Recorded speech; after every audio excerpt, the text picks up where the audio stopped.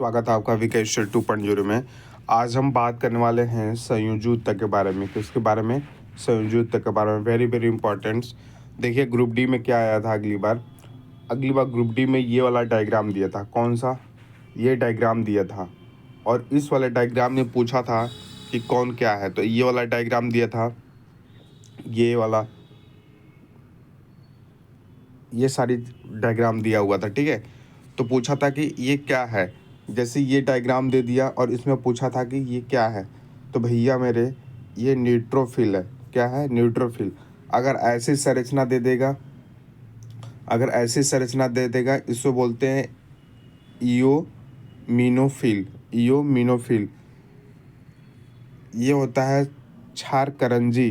क्या होता है? क्षार करंजी, जिसे बेसोफिल बोलते हैं। ये आपको याद करना पड़ेगा। समझ बात आ रही कि नहीं आ रही है? तो न्यूट्रोफिल वाला आया था, उस पर न्यूट्रोफिल वाला आया था। ये क्या है? ये विभिन्न श्वेत कर्णिकाएं हैं। ये क्या है? विभिन्न श्वेत कर्णिकाएं हैं। तो न्यूट्रोफिल वाला आया था। ठीक है, अब देखो लिम्फोसाइट की संरचना ऐसी होती है। अब एल की तरह ऐसे लग रहा है तो लिम्फोसाइट याद कर लीजिएगा। मोनोसाइट की संरचना पूछ सकता है, तो एम की तरह ऐसे लग रहा है तो मोनोसाइट हो जाएगा। ठीक है, और ये हमारा प्लेटलेट है। क्लियर है ना? ये क्वेश्चन आया हुआ था, तो वेरी वेरी इंपॉर्टेंट।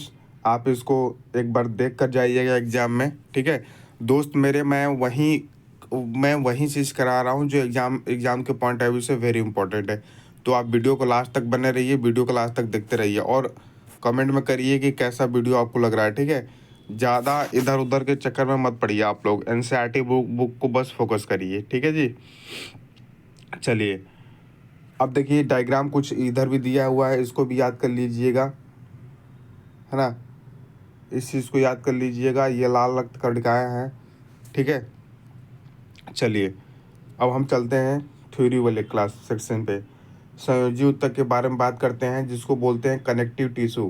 क्या बोलते हैं? जिसको कनेक्टिव टिश्यू बोलते हैं। रक्त एक प्रकार का क्या है? संयोजी ऊतक है। Very very important. पहला देता है कि संयोजी ऊतक कौन सा है, तो रक्त एक संयोजी ऊतक है। इसे संयोजी ऊतक क्यों कहते हैं? इस अध्याय की भूमिका में इस संबंध में संकेत दिया गया है। आइए हम इस तरह के ऊतक के बारे में विस्तृत जानकारी लें। देखिए, संयोजी ऊतक की कोशिकाएं आपस में क्या होती है? कम जुड़ी होती हैं और अंतरकोशिकीय जो अधात्री होती है मैट्रिक्स में, यानी अधात्री यानी मैट्रिक्स में क्या होती है? धसी होती है। ठीक है, अधात्री का मतलब होता है अधात्री जेली की तरह क्या होता है? एक तरल, सघन या कठोर हो सकती है। ठीक है,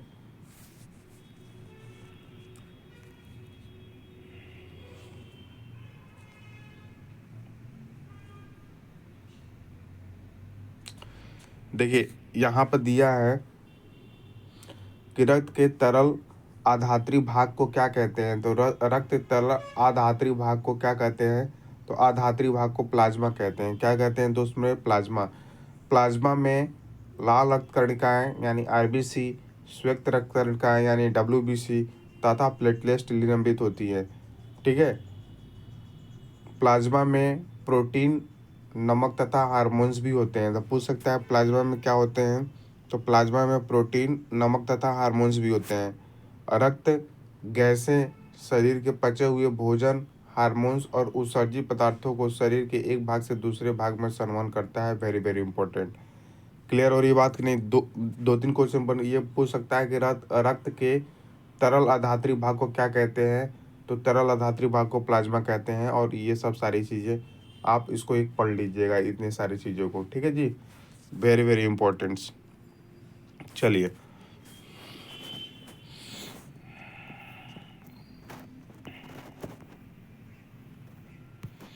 आगे बढ़ जाते हैं।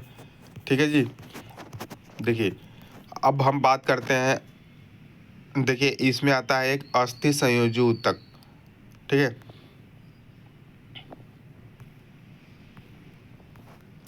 अस्थि संयोजी ऊतक किसके उदाहरण है? कनेक्टिव टिश्यू के क्या है? उदाहरण है। कनेक्टिव टिश्यू के उदाहरण है। अस्थि संयोजी ऊतक एक अन्य उदाहरण है। यह पंजर का निर्माण कर शरीर को आकार प्रदान करती है। यह मांसपेशियों को सहारा देती है, शरीर के मुख्य अंगों को सहारा देती है। यह ऊतक बहुत मजबूत और कठोर होता है। ठीक है, वेरी वेरी इंपॉर्टेंट। फिर यहाँ देखिए इम्पोर्टेंट क्या है कि अस्थि कोशिकाएं जो है कठोर आधात्री में क्या होती हैं, धसी होती हैं। यह कैल्शियम तथा फास्फोरस से बनी होती है ना, आता है ना क्वेश्चन। अस्थियां जो होती हैं कैल्शियम तथा फास्फोरस से बनी होती है। लो, एक क्वेश्चन और हो गया। ठीक है, आगे बढ़ जाते हैं। देखिए इस वाले स्लाइड से और भी क्वेश्चंस बनते हैं, जिसको मैंने लिखा हुआ है, दो अस्थियां आपस में एक दूसरे से अन्य संयोजी ऊतक जिसे स्नायु यानी अस्थि बंधन तंतु कहते हैं से जुड़ी होती हैं। यह ऊतक बहुत लचीला एवं मजबूत होता है। क्या होता है? बहुत लचीला और मजबूत होता है। स्नायु में आधात्री बहुत कम होती है और अस्थियों से जोड़ती है ना। तो अस्थियों को अस्थियों से जोड़ती है। एक स्नायु का मतलब होता है लिंगामेंट। क्या बोल रहा है? ये स्नायु का इंग्लिश वर्जन होता है लिंगामेंट। तो लिंगामेंट क्या करता है? बोन टू बोन, एक ट्रिक याद रखिएगा, एल बी बी है ना। मतलब लिंगामेंट जो होता है बोन टू बोन को कनेक्ट करता है। क्या करता है? बोन टू बोन को कनेक्ट करता है। तो स्नायु में आधात्री क्या होती है? बहुत कम होती है। ठीक है जी। इस प्रकार का संयोजी ऊतक एक अन्य प्रकार का एक संयोजी ऊतक जो कंट्रा है, जिसको टेंडन बोलते हैं। टेंडन क्या करता है? बोन टू मसल्स, अस्थियों से मांसपेशियों को जोड़ता है। Bone to muscles. तो याद रखिएगा ये दोनों। कंट्रा मजबूत तथा सीमित लचीलापन और रेशेदार ऊतक होता है। क्या होता है? रेशेदार ऊतक होता है। एक होता है आपका कार्टिलेज। कार्टिलेज एक अन्य प्रकार का संयोजी ऊतक होता है, जिसमें कोशिकाओं के बीच पर्याप्त स्थान होता है ना। इसकी ठोस आधात्री प्रोटीन और शर्करा इसके ठोस जो आधात्री होती है वो प्रोटीन और शर्करा की बनी होती है। किसकी बनी होती है? प्रोटीन और शर्करा की बनी होती है। ठीक है, प्रोटीन और शर्करा की बनी होती है। यह अस्थियों के जोड़ों को चिकना कर देती है। अब देखो, उपास्थि पूछता है कि उपास्थि नामक जो हड्डी होती है किस में पाई जाती हैं? तो उपास्थि जो होती है ये नाक में, कान में, कंठ में और श्वास नली में भी उपस्थित होती हैं। पहली बात, उपास्थि हड्डी कहाँ होती हैं? तो उपास्थि हड्डी जो होती है आपकी नाक में, कान में, कंठ में और श्वास नली में उपस्थित होती है। ठीक है, हम कान की उपास्थि को मोड़ सकते हैं, परंतु हाथ की अस्थि को नहीं।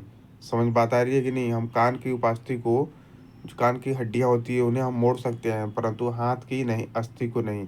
सोचिए ये दो ऊतक किस प्रकार से भिन्न है ना। उपास्थि और अस्थि ये किस प्रकार से भिन्न है? एरिओलर संयोजी ऊतक जो होता है, एरिओलर जो संयोजी ऊतक होता है त्वचा और मांसपेशियों के बीच रक्त नलिका के चारों ओर तथा नसों और अस्थि मज्जा में पाया जाता है। ये भी इम्पोर्टेंट हो गया। क्या है? पूछ सकता है कि एरिओलर संयोजी ऊतक ये क्या है? तो ये त्वचा और मांसपेशियों के बीच रक्त नलिका के चारों ओर तथा नसों और अस्थि मज्जा में पाया जाता है। क्लियर है? यह अंगों के भीतर की खाली जगह को क्या करता है? भरता है। आंतरिक अंगों को सहारा प्रदान करता है और ऊतकों की मरम्मत में क्या करता है? सहायता करता है। ठीक है, बिल्कुल। हमारे शरीर में अब एक क्वेश्चन यहाँ बन गया कि हमारे शरीर में वसा कहाँ संचित होता है। Very very importance. तो वसा का संग्रह करने वाले वसामय ऊतक त्वचा के नीचे आंतरिक अंगों के बीच पाया जाता है। किसके बीच पाया जाता है? तो वसा का संग्रह करने वाले जो वसामय ऊतक होते हैं त्वचा के नीचे आंतरिक अंगों में पाया जाता है। इस ऊतक की कोशिकाएं वसा की गुलिकाओं से भरी होती हैं, है ना। वसा संग्रहित होने के कारण यह ऊष्मीय कुचालक का कार्य भी करता है। वसा संग्रहित होने के कारण क्या करता है? वसा संग्रहित होने के कारण यह ऊष्मीय कुचालक का भी क्या करता है? कार्य करता है।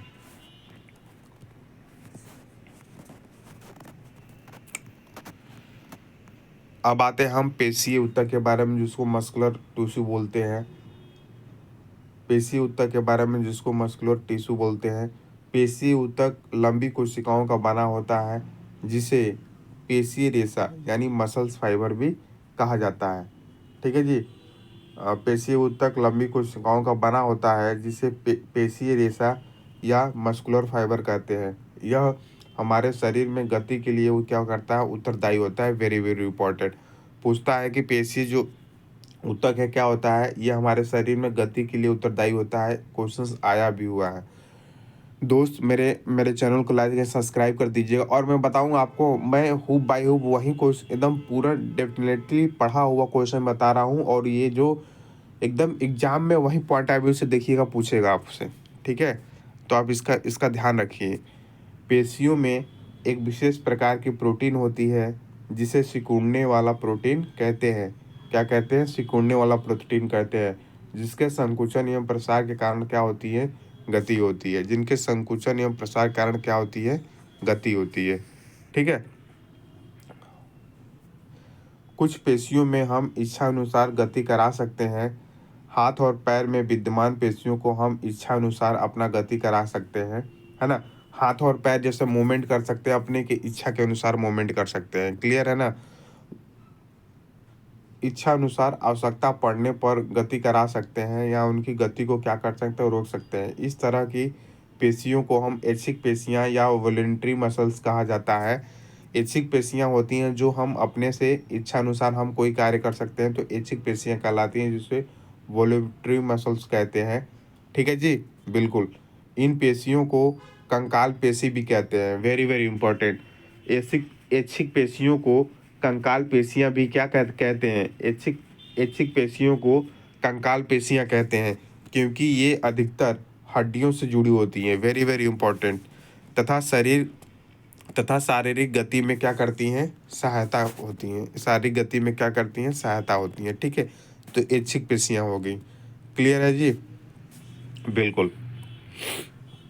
अब देखिए, सूक्ष्मदर्शी से देखने पर ये पेशियां हल्के तथा वेरी वेरी इंपॉर्टेंट पूछ सकता है कि ऐच्छिक पेशियों का कलर कैसा होता है। तो ऐच्छिक पेशियों का जो कलर होता है, सूक्ष्मदर्शी से देखने पर ये पेशियां हल्के तथा गहरे रंगों में हल्के तथा गहरे रंगों में एक के बाद एक रेखाओं या धारियों की तरह प्रतीत होती हैं।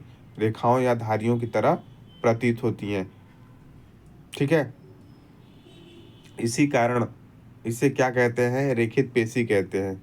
इसी कारण क्या कहते हैं, इसे रेखित पेशी भी कहते हैं। इसी कारण इसे क्या कहते हैं, रेखित पेशी भी कहा जाता है।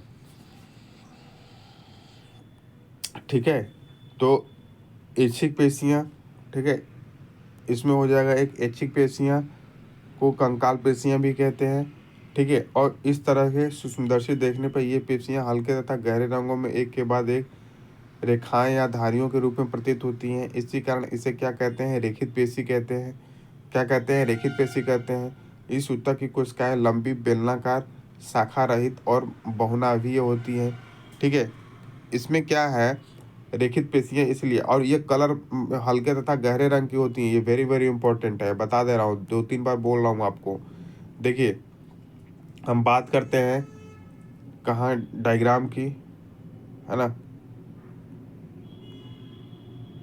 देखिए, यहाँ पे जो है ए में दिया हुआ ये पेशीय है, यहाँ रेखित पेशियां है। ये है हमारा आपका रेखित पेशियां, ये है हमारा रेखित पेशियां। ठीक है, इसको धारियां जैसी होती हैं, इस पे क्या होती हैं, धारियां जैसी होती हैं।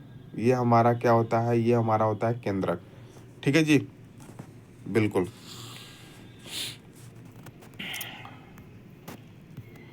तो इस चीज़ का आप ध्यान रखिएगा।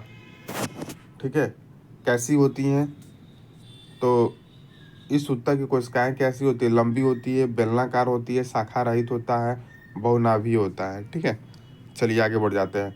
आहार नली में भोजन का प्रवाह या रक्त नलिका का प्रसार एवं संकुचन जैसी गतियां ऐच्छिक नहीं है।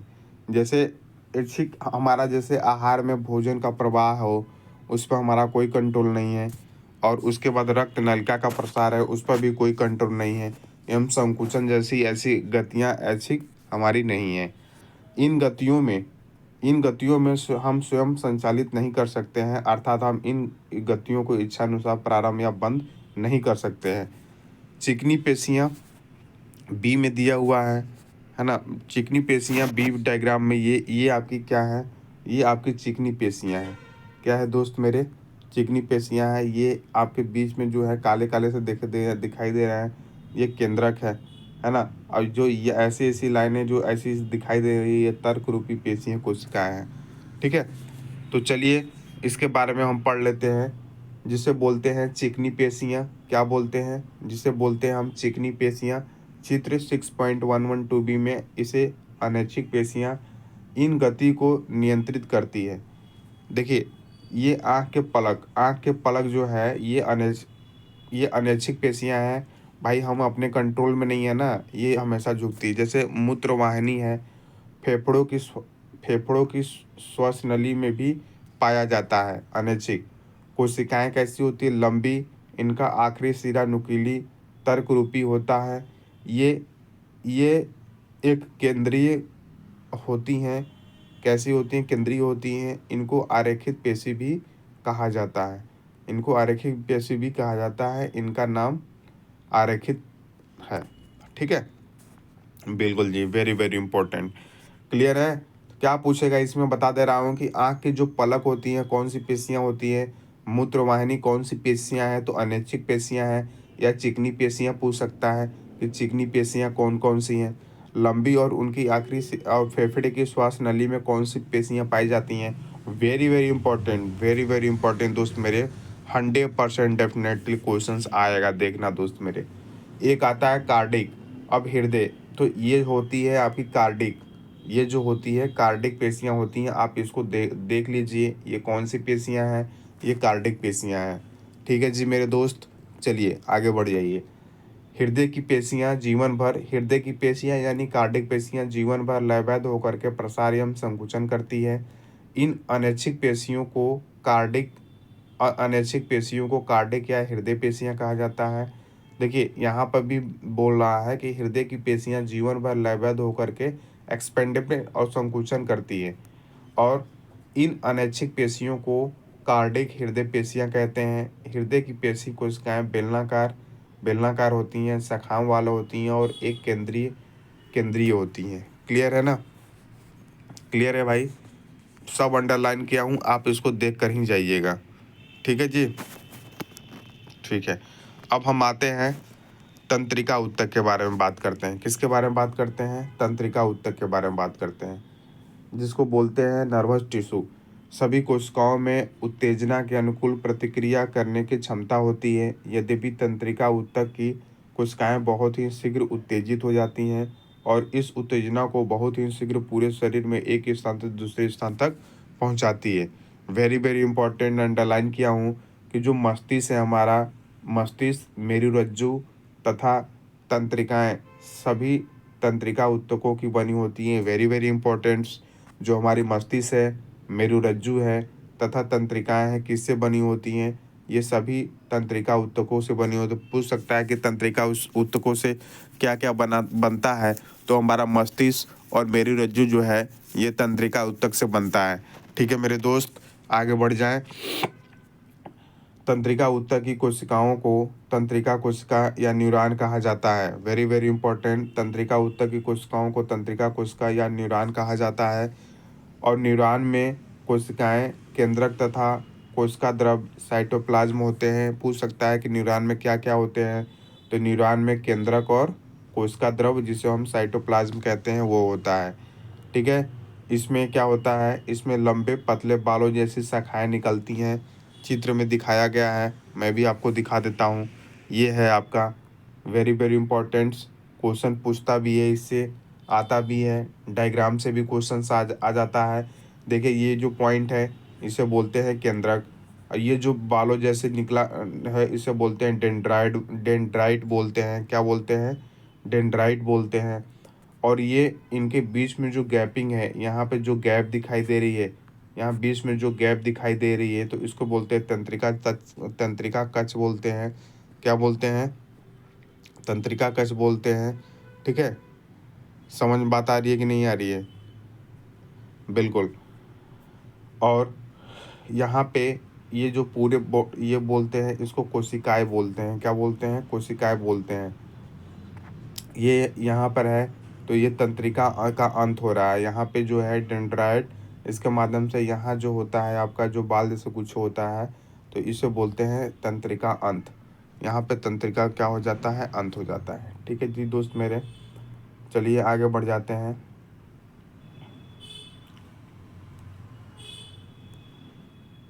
न्यूरॉन में कोशिकाएं केंद्रक तथा कोशिका द्रव साइटोप्लाज्म में होते हैं। इससे लंबे पतले बालों जैसी शाखाएं निकलती हैं। चित्र प्रायः न्यूरॉन में इस तरह का एक लंबा प्रवध होता है। देखिए, एक लंबा प्रवध होता है जिसे हेक्सॉन बोलते हैं। अभी मैं डायग्राम को ले रहा हूँ। देखिए, प्रायः न्यूरॉन में हम देखते हैं कि एक लंबा प्रवध होता है जिसे हेक्सॉन बोलते हैं। तो ये एक लंबा हमारा एक प्रवधा ये क्या है? हमारा एक प्रवध है होता है जिसे एक्सॉन बोलते हैं। ठीक है, तथा बहुत सारे छोटी शाखाएं वाले प्रवध निकलते हैं। बहुत सारे छोटी शाखाओं वाला ये जो है आपका प्रवध निकल रहा है, इसको डेंड्राइट्स बोलते हैं, है ना। एक तंत्रिका कोशिकाएं क्या होती हैं? 1 मीटर तक लंबी हो सकती हैं। कितने मीटर तक हो सकती हैं? एक तंत्रिका कोशिकाएं 1 मीटर तक लंबी हो सकती हैं। बहुत सारे तंत्रिका रेशे संयोजी ऊतक के द्वारा साथ मिलकर एक तंत्रिका का निर्माण करते हैं। ठीक है, तो ये वाला डायग्राम आप देखिएगा। क्लियर है जी? बिल्कुल। थोड़ी सी और रह गया अभी दोस्त मेरे। देखिए, तंत्रिका रेशे से गुजरने वाली संवेदनाओं को तंत्रिका क्या बोलते हैं? स्पंदन कहते हैं। तंत्रिका रेशों से गुजरने वाले संवेदनाओं को तंत्रिका स्पंदन कहते हैं। तंत्रिका स्पंदन का संचरण तंत्रिका अंत से होता है। इस क्या होता है? तंत्रिका अंत से होता है ना। तंत्रिका अंत से होते हुआ अगली तंत्रिका कोशिका के डेंड्राइट में होता है। फिर उसके बाद तंत्रिका का स्पंदन हमें इच्छानुसार अपनी पेशियों की गति में सहायता करता है। तंत्रिका का जो स्पंदन है हमें इच्छानुसार अपनी पेशियों की गति करने में क्या करता है? सहायता करता है। ठीक है जी। अब देखिए, तंत्रिका तथा पेशीय ऊतकों कार्यात्मक जो संयोजन प्रायः सभी जीवों में मौलिक है। साथ ही यह संयोजन उत्तेजना के अनुसार जंतुओं को क्या करता है? गति प्रदान करता है। उत्तेजना के साथ क्या करता है? ये गति प्रदान करता है। ठीक है मेरे दोस्त, तो ये रहा आपका एनिमल टिश्यू के बारे में सब हमने पढ़ा दिया। आप रिवीजन करके जाइए एग्जाम में। तब तक के लिए बाय बाय, टेक केयर, जय हिंद, जय Bharat, love you all. Video को लाइक एंड सब्सक्राइब कर दीजिएगा।